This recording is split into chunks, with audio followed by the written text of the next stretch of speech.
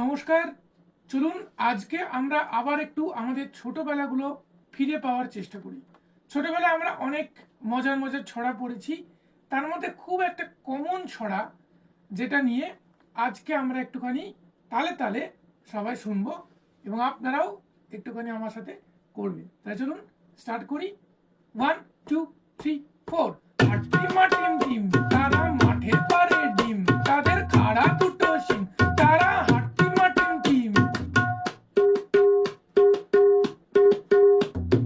হাট্টিমা team team তারা মাঠের পারে ডিম, তাদের খাড়া দুটো শিং, তারা হাট্টিমা টিম টিম।